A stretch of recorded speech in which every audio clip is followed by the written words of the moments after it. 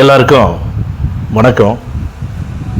இந்த பதிவில் எதை பற்றி பார்க்க போகிறோம் அப்படின்னு கேட்டிங்கன்னா, அதாவது மக்களே, தமிழ்நாட்டுடைய முதலமைச்சராக திரு விஜய் அவர்கள் வந்து பதவியேற்றதுக்கு அப்புறமா ஏற்கனவே திமுக ஆட்சியில், திமுகவோட கொடுங்கோல் ஆட்சியில் என்னென்னவெல்லாம் கெட்டது நடந்துச்சோ, என்ன யார் யாரெல்லாம் ஏவி விட்டுருந்தாங்களோ, எல்லாத்தையும் போதையாக இருக்கட்டும், கஞ்சாவாக இருக்கட்டும், எல்லாமே அதிகமாக இருந்துச்சு. அதெல்லாம் தொடர்ச்சியாக தாவேக்கா ஆட்சியில் வந்து தொடருது அப்படின்னு சொல்லிட்டு சில பேர் பேசுகிறாங்க.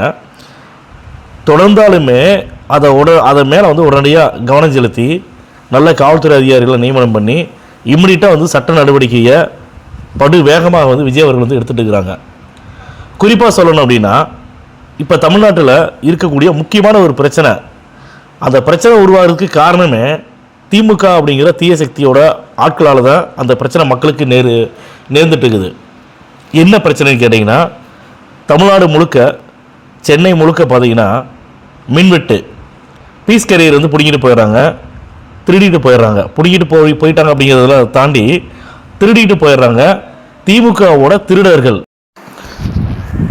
தாவேக்கா அரசுக்கு, அதாவது மாண்புமிகு முதலமைச்சர் விஜயனுடைய ஆட்சியில் இந்தந்த சீர்கேடுலாம் நடக்குது, மக்களுக்கு வந்து கேடு விளைவிக்கிறாங்க, மக்கள் துயரத்தில் இருக்கிறாங்க, மக்கள் துன்பப்படுறாங்க அப்படிங்கிறதுக்காக பீஸ் கேரியர், அந்தந்த ஏரியாவில் இருக்கக்கூடிய இபி ஆஃபீஸில் இருக்கக்கூடிய பீஸ் கேரியரை வந்து திருடிட்டு போயிட்டு அந்த பழியெல்லாம் தூக்கி விஜயவர்களை மேலே போடுறதுக்குண்டான முயற்சியில் தான் இப்போ ஈடுபட்டு இருக்கிறாங்க திமுக சார்ந்தவங்க.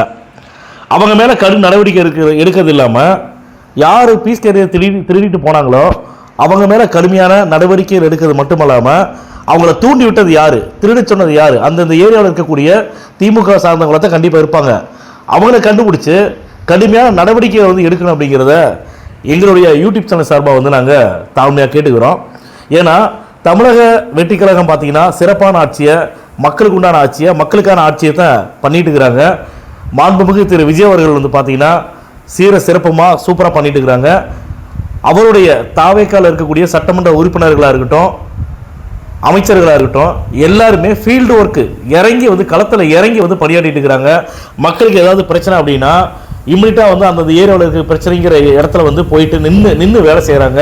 நின்று அந்த இடத்துல என்ன பிரச்சனை அப்படிங்கிறத இம்மிடியட்டாக உடனடியாக வந்து அவங்களுக்கு வந்து தீர்வு காண்றாங்க. இந்த மாதிரி விஷயங்களை திமுக பண்ணலை, திமுகவோட அமைச்சர்கள் பண்ணலை. திமுகவில் சட்டமன்ற உறுப்பினர்கள் எங்கே இருக்காங்கன்னு திமுக காரங்களுக்கே தெரியாது. அந்த மாதிரி இருக்கிறவங்க தாவேக்கா அரசு மேலே பழிய போடுறதுக்காக தான் இந்த மாதிரி வேலை